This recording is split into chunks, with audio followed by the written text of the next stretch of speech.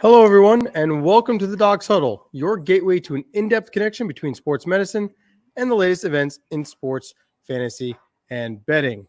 Today's show is brought to you by the Health and Wellness Depot. Unlock the power of well-being.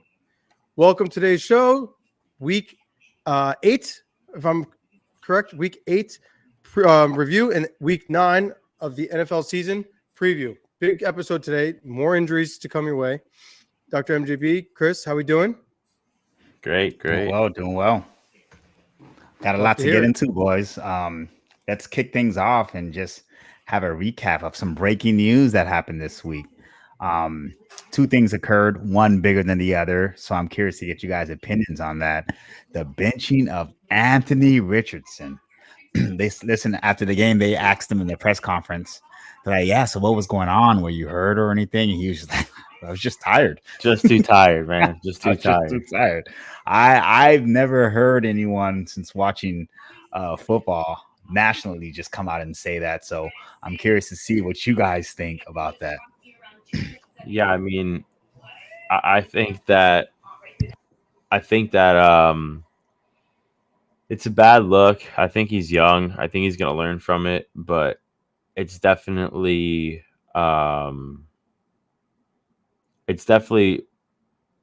concerning as to could he lose the locker room over it? You know, like all the other guys around him, like, all right, I'm tired too. I'm out here for 4 quarters. Like, you know what I mean? Like, yeah. It's just not a great look and a great way to carry. You're supposed to be a leader. So it's definitely not a good leadership move. I want to hear Mike's thoughts, but I do want to ask you guys a question as well regarding this. Yeah, so my thoughts are exactly what you said. I mean, ridiculous. I mean, he was getting roasted. The thing is, like, if I was tired, what am I going to just, like, I have a patient. Yeah, I'm sorry. I'm just tired. I'm not going to treat you right now. Like, you can't do that, right? Yeah. And I'm not paid. You're not paid because you're not paid a fraction of what he's getting paid to essentially be the face of an entire organization, entire business. Like Ronald McDonald took no days off for McDonald's. You know what I'm saying? Like, so I don't know what this guy's doing, but he's got to figure it out. I mean, it's bad enough that the jury's out on him having only played like 12 football games before going to the NFL. Okay. So, in college, like just, and now he's going to be the face of the franchise, drafted 4th overall. And now you haven't played your rookie season because of multiple injuries. And now you're coming in. Yeah, I'm a little beat. Okay. Yeah. I know I wouldn't respond. Yeah. As a teammate. Well, my thing is, so this is where I want to get your opinion. Okay, so I think it was ridiculous, bottom line, by him. Terrible way to, be a leader and show yourself and carry yourself. The Colts decide to bench for Joe Flacco. I don't disagree with it. What I'm not sure if I agree with is that the Colts proceeded to say he is indefinitely being benched for the rest of the season. And now I wanted your guys' thoughts on that. Wait, they said that? Yeah, Joe Flacco is a starter for the rest of the season. I didn't know that. Yeah. Did you hear that, MJB? No, I'm just finding out right now. So I wanted, yeah. Whoa. So I was thinking this is like a week. I'll say this. Even before the press conference happened and he said that, man, he was having such an awful season. I would watch some Colts game, and I haven't watched many, so I'll be honest. But this was one of those seasons since been tuning into NFL Red Zone. I'm like, what is going on? Like, he'll throw one great pass, and the next pass, you're like, man, is this guy even an NFL quarterback? Like, I had my doubts on him even before he was too tired to want to play. I think he was too tired of throwing interceptions because this is crazy. So I think that the coaching staff was probably already looming that way, if that is true. And I think after him saying those statements, it kind of just confirmed how they felt because, yeah, he was not playing good football, man. I sometimes I'm not sure what he was reading on the field. He was terrible. Yeah, he was. Yeah. He was terrible. It was bottom line. He was terrible. Mm-hmm. And I feel bad for anyone who drafted them as their starting quarterback, but I don't feel bad because that was such a big risk that I think that you're crazy for having done it, and this is why. But remember prior to the season, wasn't he like top ranked fantasy football quarterback of the year or something like that? Like he was like top 3 on most people's list, and it was like, what? Yep. Did he even make our list? I don't even think he made our list. Nah, I don't think so. No, yeah. Well, I'm glad because Exhibit A. I mean, I don't remember him making our list. It didn't warrant it based off of any of our individual criteria. So yeah, but crazy. Chris, thanks for clarifying that because that's. I'm looking for the exact words, but I know that the ESPN update came from the head coach saying that going forward, Joe Flacco is the quarterback, and that's most likely for the remaining of the season. So, I just my opinion was that I want to know if you guys thought that was an overreaction. Not at all. I think his play on the field. I'm not even talking about the. So do you think that this scenario just gave the Colts an out to be like because of his play on the field, it gave the Colts an out to be like, all right, he's benched for the year for Flacco. Let's see how it goes.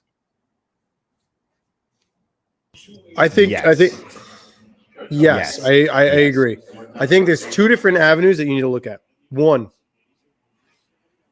that division is so terrible. And the Texans did not live up to the expectations at all this year. That in actuality, if they won this past weekend, they're the top contender for first place in their division. So they're looking at the season right now and they're saying, "Hey, are we still able to compete for this division to make a run at the big game?" And the answer is yes. And Flacco is the only avenue to that. The other side of looking at this is, well, after this year, I mean, how many more years is Joe Flacco going to remain in the league and stay in the league? I mean, so this guy's supposed to be your future. If you're giving up on him entirely, what does that say for the future of the franchise? It's almost got a little bit of flavor of like a Deshaun Watson type of feel to it in that regard to me. But I'm all in favor of the Joe Flacco move, and I think that they have a good enough team where they can make a run at that division with Flacco. Yeah, some quarterbacks aren't meant to start right out of the gates, man. And I know now it's expected because so many guys come into the league and play well, but not every quarterback responds that way. So 12 games in enough. And so yeah, maybe I don't say that they give up on him, but maybe he just needs to sit and learn and conceptualize what he's seeing before actually trying to do it on the field, because it's just not corresponding. Sure, coaching could be a factor into that, but I don't think he's just seeing the field. And maybe you need to just walk him through the process and take a step back, as opposed to being like, yeah, we took him early on, so we have to play him. I know that's been the narrative recently, but when we were growing up, quarterbacks got the opportunity to sit. So yeah, sometimes it's warranted, man. Especially if I they was don't have always a lot of experience. because I felt like after the first year of them sitting and learning, they always came out pretty strong. And they're agree. Tom Brady was asked about this. I don't remember when. I don't know if it was last year in an interview or this offseason. Earlier this year, if I remember. Earlier this year, during the offseason, and he literally said that the quarterback position is overwhelming with mediocrity or worse, and that's and a lot of that is because there's no development. The development of the quarterbacks in the NFL today is the worst that he's ever seen, and this is a perfect example of it. Now, now everyone's coming out complaining about the development of the quarterbacks, and yes, it stinks. And quite frankly, we know how valuable the quarterback position is. It's impacting the entirety of the game, in my opinion. Like MJB, we've talked about this in the past, that the football that we grew up with was so much more exciting and so much more fulfilling and had so much more of that X factor, that it feeling that it doesn't have as much today. And I think a lot of it stems from this, what we're talking about, a lot of sloppy play and things like that. Mm-hmm. Yeah. So yeah, absolutely. To pivot on, we have more breaking news. I'm just curious to get you guys' thoughts. I think I want to hear your thoughts as a Panther fan. My Carolina Panthers have traded Deontay Johnson to the Baltimore Ravens for a 5th-round pick. In exchange, the Panthers receive a 5th-round pick. The Ravens get Deontay Johnson and a Panthers 6th-round pick. I'm gonna know you guys want to know my opinion. Believe it or not, I'm 50-50 on it.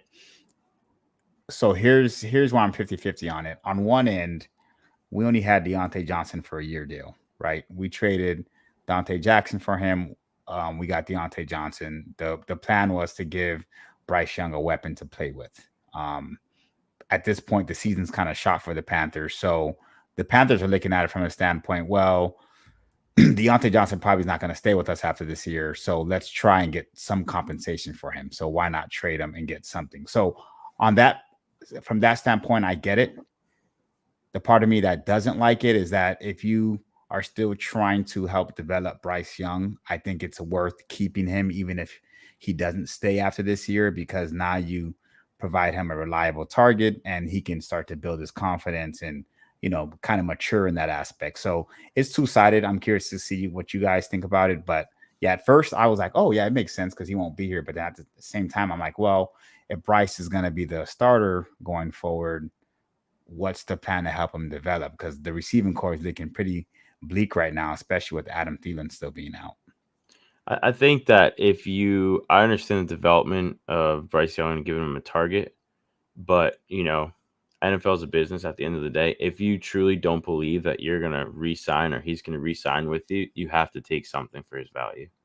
So, that's the right move. If you believe as the GM or the Panthers that you're not going to be able to retain him or bring him back, then I think it's the right move.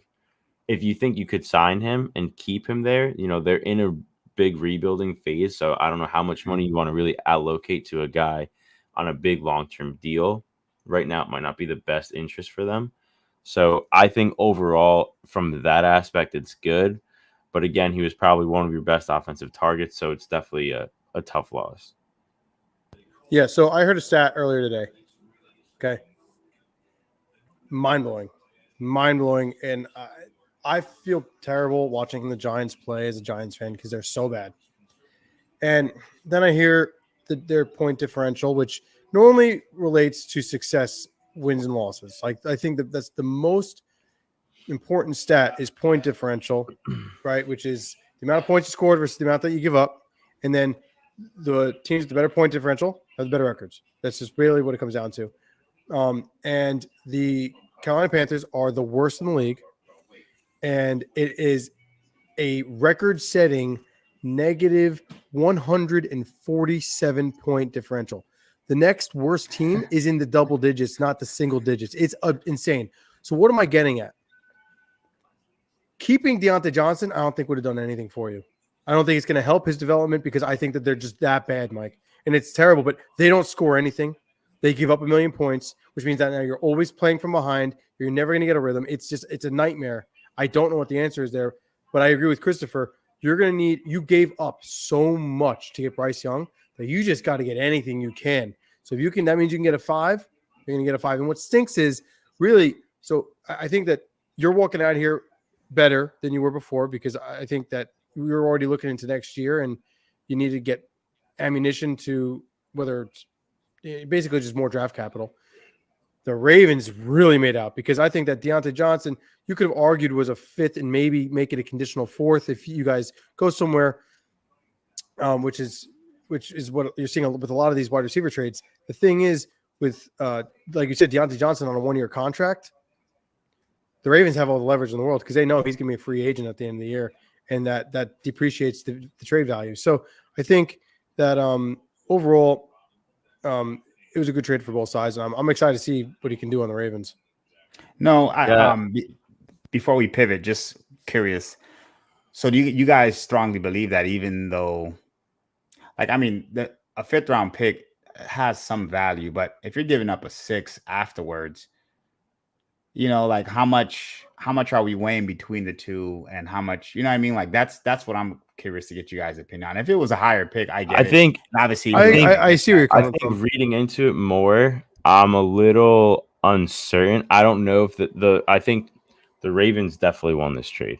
I'm going to tell you that right now. Yeah. There is no question about it. We had no one thing I'm not a fan of is that the Panthers are going to be paying him $3 million this year, and the Ravens are going to be paying him $625,000 this year. Yes. So I'm not a huge fan of that. Yeah.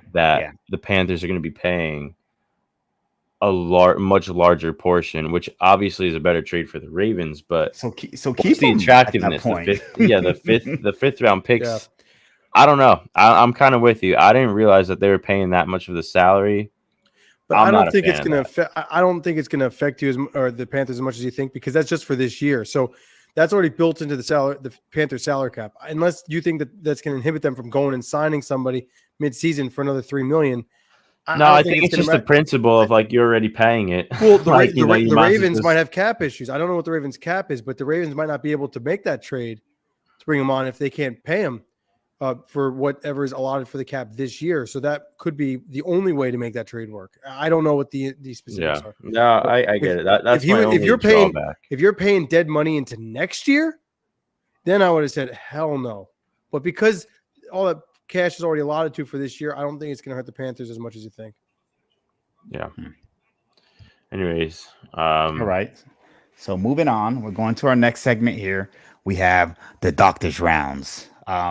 This is a segment that we do every week that kind of highlights the most notable injuries for this upcoming week and how this can truly impact fantasy teams out there. So here we have a list of breakdown of different guys.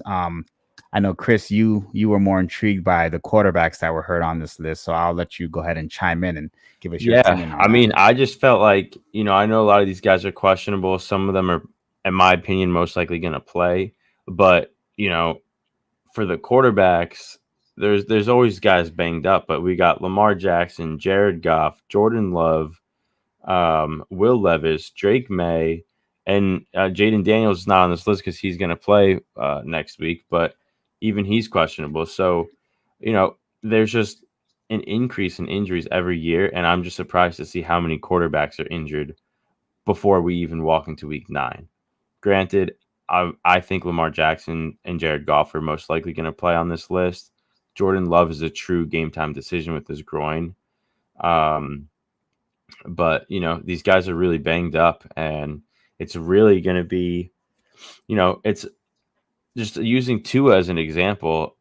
The quarterback position just overall is so significant for each team that if one of these guys doesn't play, that could greatly affect their team. And it's crazy to me to see how many quarterbacks are questionable and they're getting more and more banged up. And it's just the nature of the game, but it's interesting. Yeah, no, I agree. I think a lot of times guys end up on the injury report, but are still planning on playing. So like there's a couple quarterbacks that are on here, like Lamar Jackson. I think he plays. Yeah, he definitely plays. And there's no way Jared Goff doesn't play. Yeah, there's no way Jared Goff doesn't play. I think the Jordan Love thing is interesting because he might not play. It's multiple body parts at this point. So it's like, how do you approach that as the Packers? Like you guys are winning games, but longevity, he may not make it. Like this is going to be keep playing him. That's going to be a really interesting one because they're playing the Lions this week, a pivotal divisional game. If the Lions win, that's really going to start to set them apart from the Packers, the Vikings, the Bears. Like they're starting to create space, the space that we thought that they would create earlier in the year. This is a big game because if the Packers want to stay relevant in this division, you got the Vikings who are ahead of them. The Bears, they're not falling too far behind anybody. And I just don't think that the Packers can afford to lose. So I wouldn't be surprised if you see Love try to gut it out and play. I just don't know what his production is going to look like. I'm very interested to see how it works. I agree. This is multiple injuries now. Yeah, that's my thought. What do you guys thought on that? Like with the divisional round game, like because of the prevalence of like the need to win this week, do you think that they're going to push him in there or not? I don't know. I mean, something that's pretty relevant is the Packers played earlier in the year. They played the Colts and they also played the Titans week 2 and week 3. Packers went 2-0 on both of those games. They won both of them, and Jordan Love was out with a knee injury. So they still won without him in those 2 games. Now, I understand the Colts and the Titans are not the Lions. I understand that. But if they are getting production, like they put up 30 points against the Titans without Jordan Love. Lower number, but they put up 16 points against the Colts. So they're still getting some production with the offense when Jordan Love's not playing. If he's truly banged up, looking at longevity of just the season to get him healthy later in the year, you definitely rest him. But, again, I'm worried about his production. If he comes in playing hurt, I don't know how confident I'd be with his production. Who's the backup in Green Bay? Malik Willis. Yeah. He Which, listen. yeah, He played pretty good against the Titans. Mhm. I know it was the Mhm. revenge game type deal, but he actually looked pretty good. Yeah, if I don't know the extent of the injury for Jordan Love, but if it is pretty extent, you can't play him because he relies so much on his mobility. He's not one of Yeah. those quarterbacks that just drop backs and throw. Like he Just, needs his mobility to truly impact the game. So, but again, I don't know the extent of his injury. So yeah, if it's we're talking about like a grade 1 strain or something, he probably can gut that out. But I don't know if it's more severe than that. Big Yeah, blow. Just to No, go continue ahead. off of real quick, let me just interrupt you real quick. Just to continue off of Mike's statement, Malik Willis in the Tennessee game, 202 passing yards with a TD and another 122 passing yards and another TD against the Colts. So he's moving the ball, and he's a backup. You really can't ask for much more. Oh yeah, he's been approaching it the same way Justin Fields did earlier in the season for the Steelers. He's doing just enough to get them to win. And don't mess up. No INTs. Yeah, You just said that you didn't rip a one INT. That's Exactly. big. Yeah. Protect the ball. That probably won't work against the Lions, but still, as long as you're not the reason they're losing. Absolutely. Big blow for the Texans, man. Stephon Diggs, ACL out for the season. Huge. They already were banged up at receiver with Nico Collins out. Now you add him onto the injury report. It's like, man, they're just Nico should be returning this week. He should be returning. If all goes well, Nico should be returning this week. It's still a huge blow, but let's hope for the Texans' sake he can come back this week. Although they're playing tomorrow night, so it's going to be a game time issue. And I hate this for football because I think Texans, when healthy, have one hell of an offense, and I would love to see them all gel together. But it seems like that hasn't been going the way that we expected. I'm really looking forward to the 2-minute drill later just to hear what your thoughts are going to be. The banged up Texans team versus the Jets tomorrow night. But Jesus. Yeah, we'll save that for later. Might need to go find a gypsy. Another injury that stands out to me on this injury report. T. Higgins, man, was interesting. He got injured in Friday's practice. Friday is generally a walkthrough practice, just preparing you for the game on Sunday. So you're not doing a lot. I just thought that was very interesting because he's on my fantasy team, and when that happened, I was like, "What?" Practice all week, and then Friday practice comes and you're out. I'm like, that's crazy. So luckily it's a quad injury, so it doesn't last too long, but still, not sure what he'll look like for this Sunday, but definitely a key factor for a Bengals team that has been struggling recently. Yeah, no, 100%. I mean, T. Higgins, I don't even know what to say. You hit it, you nailed it. It is just crazy for him to get hurt on a walkthrough, but I mean, hopefully it's nothing too serious and he'll be able to come back soon. Agree. Yeah. Yeah. I got nothing else. That was perfect. I agree with everything. Yeah. Well said. Sure. All right. So moving on to the next segment of our show, we have the roster triage where we pick NFL players that we think should start and be seated this week. So Chris, I'll have you lead us off in this segment and tell us who you have on your fantasy starter and sit them. Yeah, absolutely. So just pulling something up here. We mentioned earlier in the show the Anthony Richard situation. So you're obviously not playing him if you drafted him. You know what I mean? He's out. I think that that's so in funny. general, moving forward throughout the year, unfortunately, the Steelers are on a bye coming up, but just someone that I think you should pick up if available would be Russell Wilson. I think he's production is going to keep increasing. I really do think so.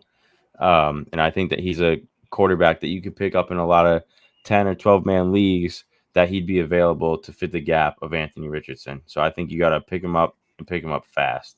This guy loves Mr. Unlimited. Hey, man. Who do you Everything want you to said, I agree with. Anthony Richardson? Everything you said, I agree with. I don't disagree. I just think it's funny that out of all three of us, you're the one picking Russ for the start. I like it though, Chris. It's crazy because a lot of people question that decision by Mike Tomlin, and this is why he gets paid the big bucks.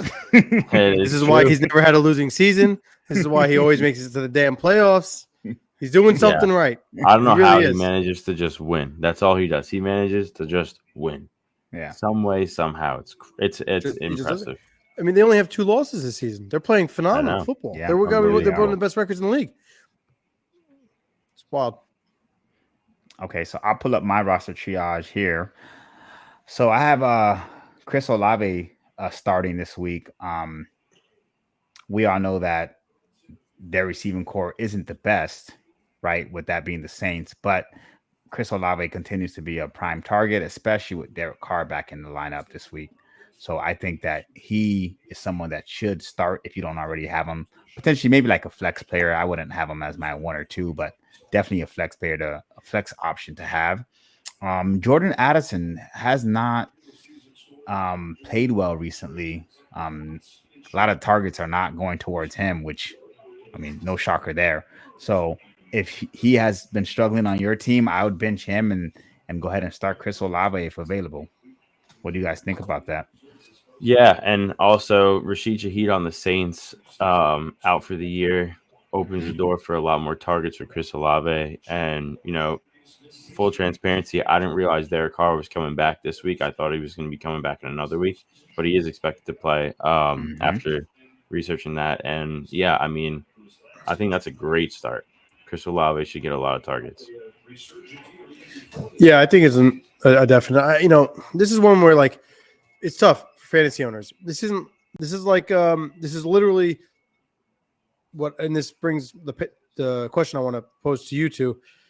This is the same scenario, a similar scenario to Jalen Waddle, right? You're going to draft Olave or Waddle around the similar area in the draft in your fantasy draft, and then both quarterbacks go out, both production just diminishes. It's brutal. He's probably your wide receiver 2, or if you went running back heavy and quarterback in the beginning, then maybe he's your wide receiver 1.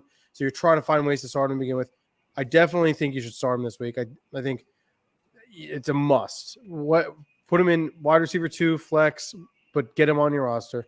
And then that brings my question to you guys. Do you start or sit Jalen Waddle? This will be his second week back. Production last week still stunk.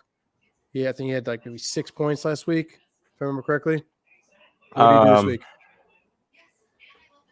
I think that, Waddle had 8.5. He put up 45 yards. He had 4 receptions, 6 targets. So he dropped 2. It's a tough question. I think it depends on Divisional game. They're playing the Bills. I think it depends on who else you have on your roster and who else you really can. Like I can't just answer the question and say play Waddle because I don't know who else you have on your team. You know what I mean? Like it's tough, but I do think Tua is coming back and his production is going to start slowly getting back to what it should be. Now, earlier in the year, Waddle did have a slow start. He put up production week 1. Since week 1, I know that Tua has been out for a large portion of the season, but even, week 2, he only had 8. It's tough. It's tough against the Bills. I probably would sit him against the Bills. That's me. But if you have someone else that you're not sure of playing, he might still start over them. Yeah, that's fair. I'm a betting man, baby. So I say start him. Listen, I don't know if you guys are having the same struggle as me. I have 2 fantasy teams and I can't create consistent lineups with wide receivers. It's like one week a guy will go off and the next week it's 4 points. I'm like, you're my guy. Like, I need you to produce. Yeah. So if you're like me and you're going through that same issue, he's had a bad week. Tua's back second week. I think that the focus won't be on him, and I think he gets a lot of targets. So I say at minimum start him as a flex option and see what you get out of that. And that's where my mind was at, right? Like literally, it's so funny that you said that, right? Ladd McConkey on my bench puts up over 30 points last week. Yeah, he went off. If I play him, I win. I didn't play him, I lost.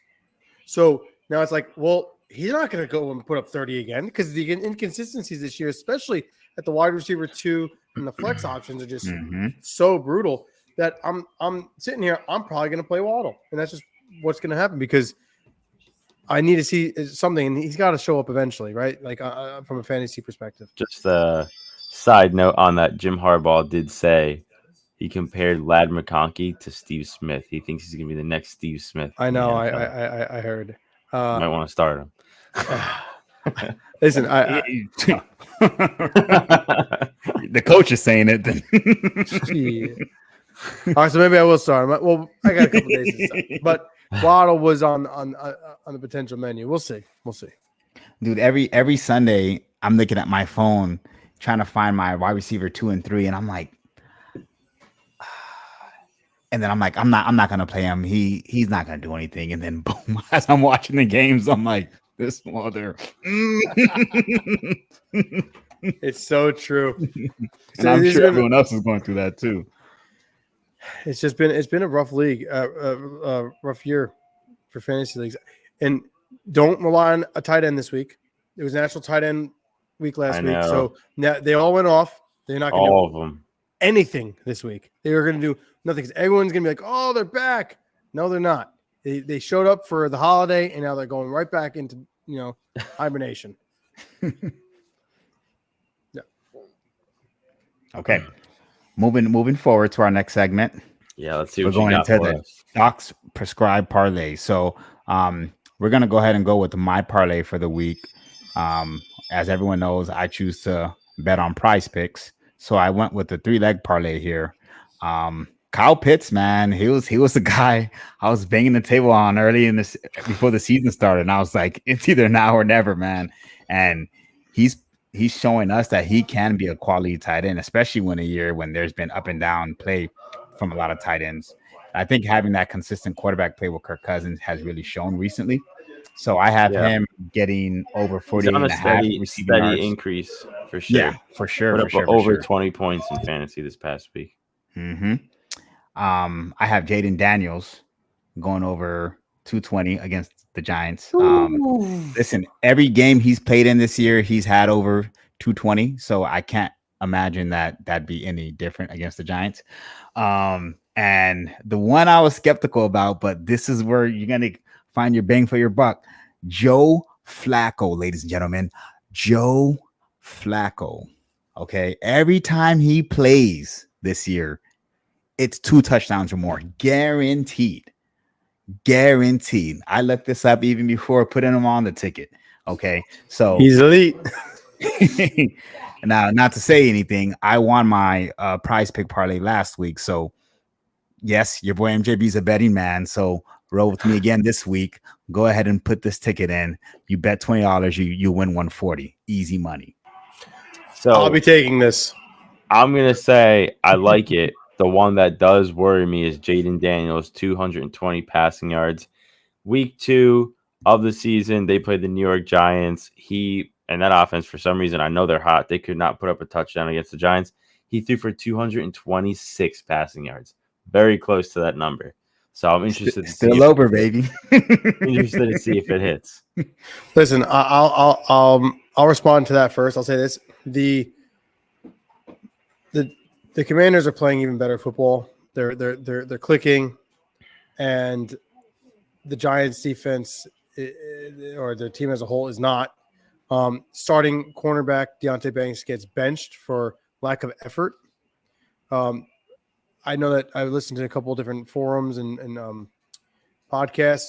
The lack of effort it didn't really show up much on just watching the game, but whether it was because he was just not doing the right assignment, I don't know. But when you're benching your first round draft pick, who's supposed to be your best person in the secondary, not a good sign. So I like this. I think that also, the Giants have a better red zone defense than they do in between the 20s, right? So they play a lot of soft cover 2 shell, which is going to be great for opposing quarterbacks to just put up yards, but maybe not score points. So I wouldn't take Jaden Daniels for 2 touchdown passes. I will definitely take him for those yards. So I love that pick. Kyle Pitts, I couldn't agree more. I think, in a relatively porous Dallas defense, I think he's going to definitely gain a lot of yards. Kirko Chains, we all know how much of a fan I am with that. And, well, I think we know Joe Flacco, he's elite. He established that because, when he played amongst the best of the best of the best. And now that he's still here and they're gone, wow. As an old man, he's better than the majority of the quarterbacks in the league. I will say this. I said this when the Panthers benched Bryce Young and started Andy Dalton.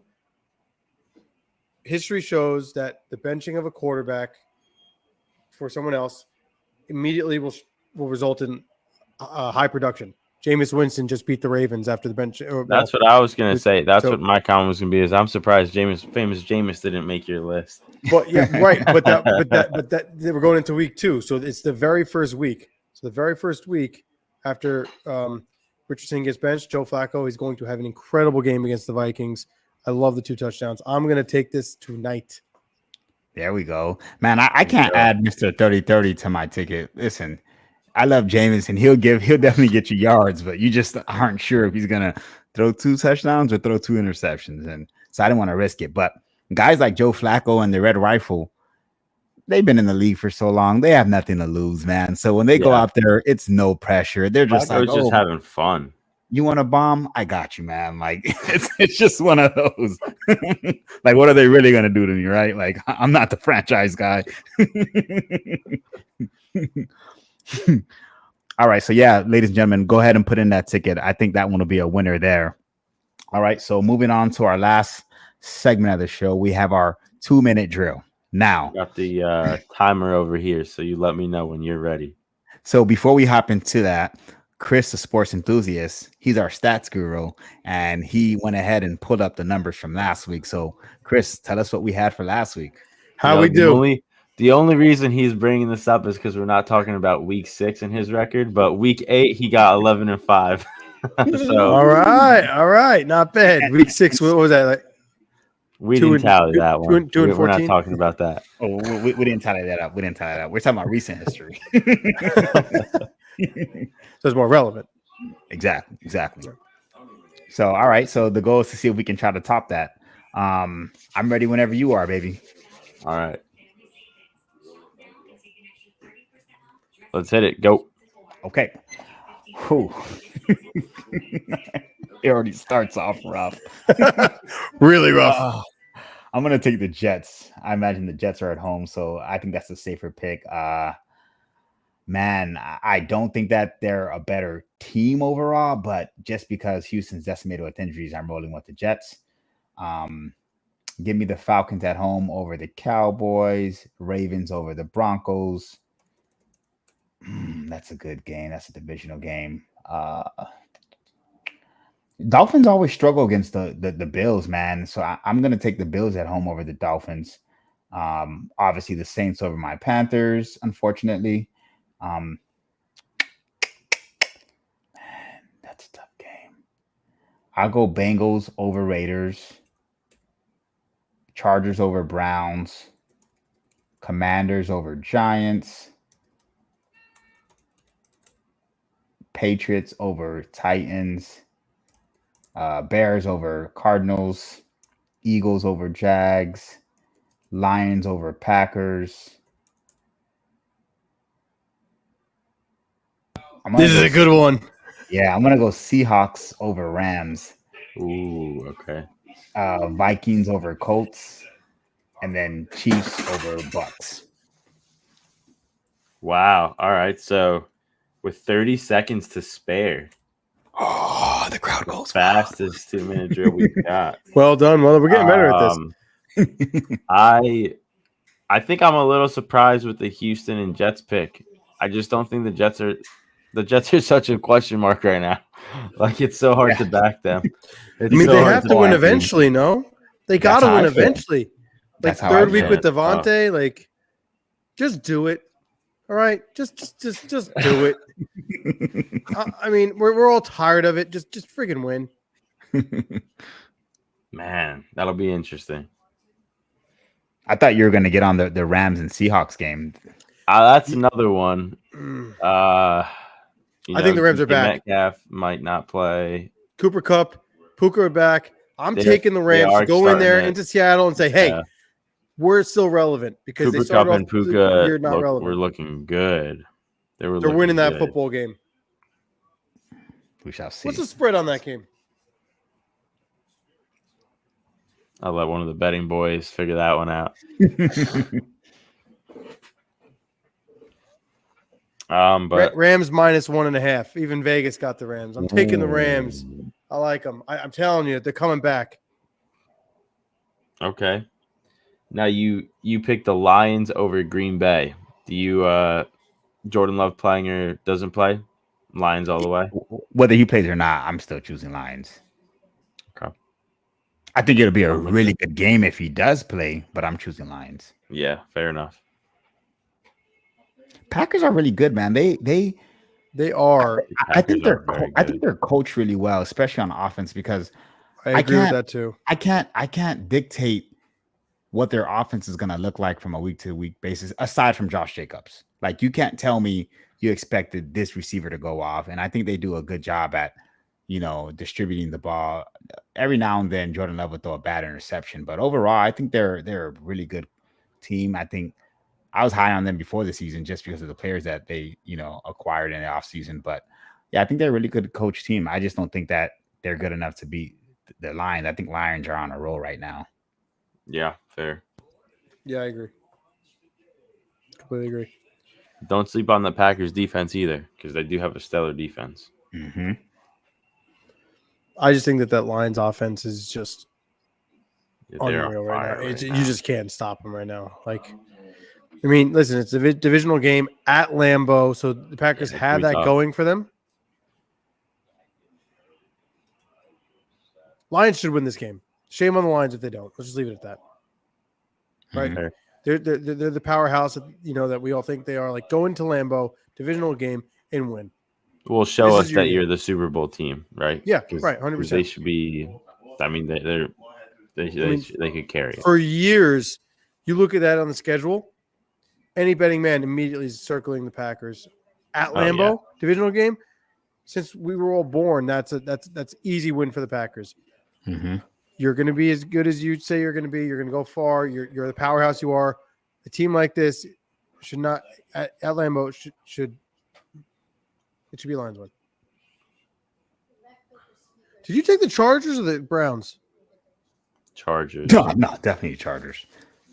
I'm not, dude. I don't know. I'm not so definite on that. Oh yeah, no. It's not. Jameis it's not a at guaranteed home? win. I don't think it's a guaranteed win. Listen, Jameis, man, you just That's don't what know. I'm saying. You don't know what you're gonna get, You don't know.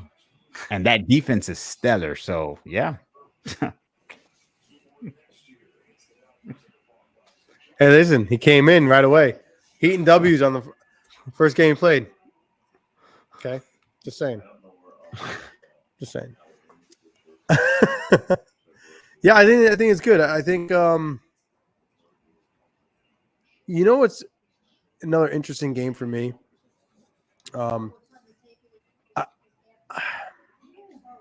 It's the Sunday night football game. I think that the Vikings, they played the Lions. They got beat. They still played the Lions pretty good. The Vikings should win this game. But like if I'm looking at this game, I'm looking at the spread right now. Colts +5. I might take that. I think that with Flacco playing, we just said he's going to score 2 touchdowns. I think that this is a game that's going to be closer than people think. I still take the Vikings, but money line. But what are your thoughts? Do you think it's going to be a blowout? no, I don't think it's gonna be a blowout at I all. don't think it's a blowout, but I definitely think the Lions should. I mean, the Vikings should win. So those are my thoughts on that. So with that being said, we want to thank everyone for joining our episode this Wednesday evening. Next, we have coming up a few more parlays over the weekend, so check out our Instagram. We'll have a few more posted for you there leading into this Sunday. Until then, for Dr. MJB, the legend, CJ, the sports enthusiast, I'm Dr. Mikey B, and thank you all for tuning in to this week's episode of the Docs Huddle.